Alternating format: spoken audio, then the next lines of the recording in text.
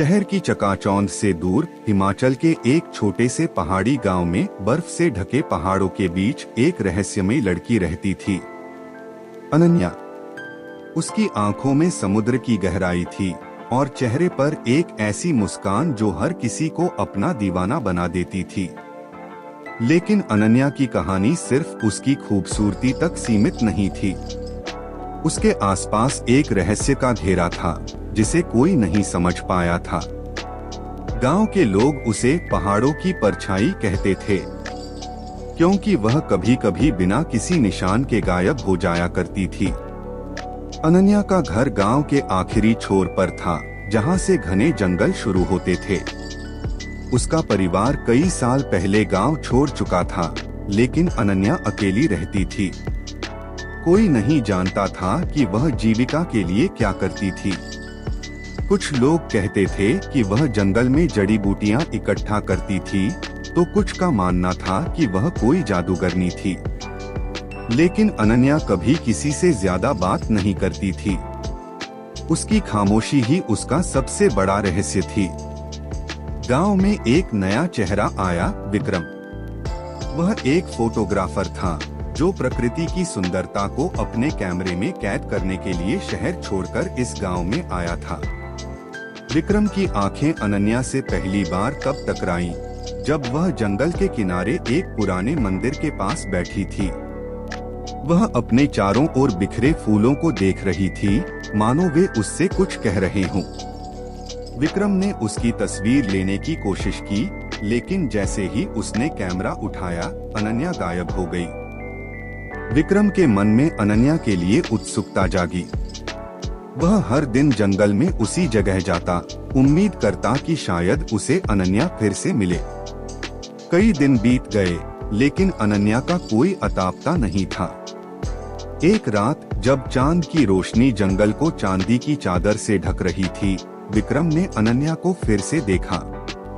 इस बार वह एक झरने के पास खड़ी थी, अपने बालों को पानी में डुबो रही थी।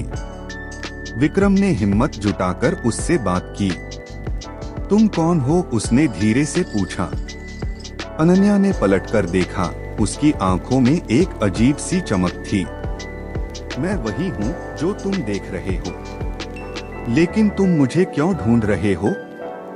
विक्रम ने कहा, तुम्हारी आंखों में कुछ है, एक कहानी जो मैं जानना चाहता हूँ।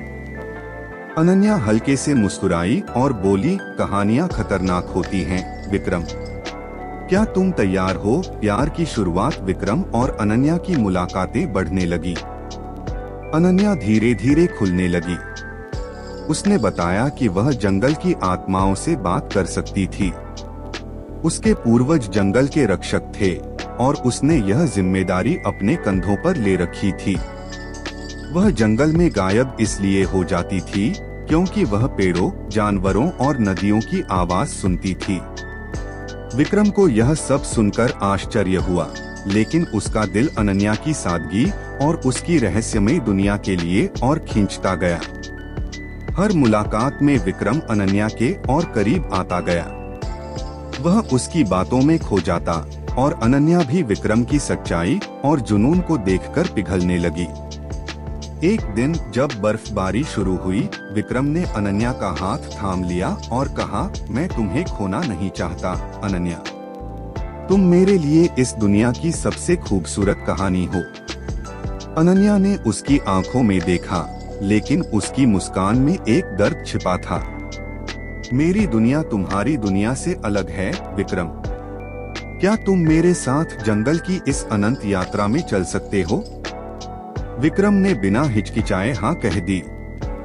उस रात दोनों ने एक दूसरे को अपने दिल की गहराइयों में उतरने दिया। चांदनी रात में झरने की आवाज के बीच उनका प्यार परवान चढ़ा। लेकिन हर प्रेम कहानी इतनी आसान नहीं होती। एक दिन जब विक्रम गांव में अनन्या के बारे में पूछताछ कर रहा था, एक बूढ़ी औरत ने उसे बताया कि अनन्या कोई साधारण लड़की नहीं थी। वह जंगल की रक्षक थी, जिसे एक प्राचीन श्राप ने बांध रखा था। श्राप के अनुसार अगर अनन्या किसी इंसान से प्यार करती तो उसे जंगल की आत्मा बन जाना पड़ता और वह हमेशा के लिए मानव जीवन से दूर हो जाती। विक्रम के पैरों तले जमीन खिसक गई। वह समझ नहीं पा रहा था कि वह अनन्या को कैसे बचाए। उसने अनन्या से इस बारे में बात की, लेकिन अनन्या ने कहा, मैंने तुमसे प्यार करके अपने भाग्य को चुन लिया है विक्रम। मैं जंगल की आत्मा बनने को तैयार हूँ, लेकिन तुम्हें मेरे बिना जीना होगा।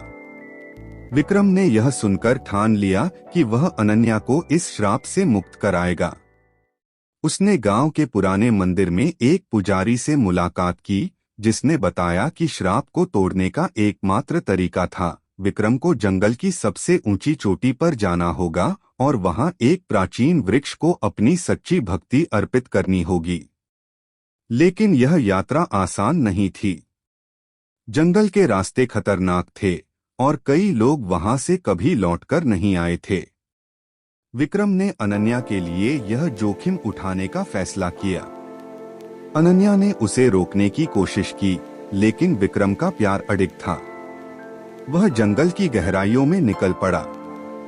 रास्ते में उसे भयंकर तूफानों, जंगली जानवरों और रहस्यमयी शक्तियों का सामना करना पड़ा। कई बार उसका हौसला टूटने लगा, लेकिन अनन्या की मुस्कान की याद ने उसे आगे बढ़ने की ताकत दी। आखिरकार कई दिनों की कठिन यात्रा के बाद वह उस प्राचीन वृक्ष तक पहुंचा। उसने अपने दिल से अनन्या के लिए प्रार्थना की और अपनी सारी भक्ति उस वृक्ष को अर्पित कर दी। अचानक एक तेज रोशनी चारों ओर फैल गई और जंगल की आत्माएं प्रकट हुई। उन्होंने विक्रम की सच्चाई को देखा और अनन्या को श्राप से मुक्त कर दिया।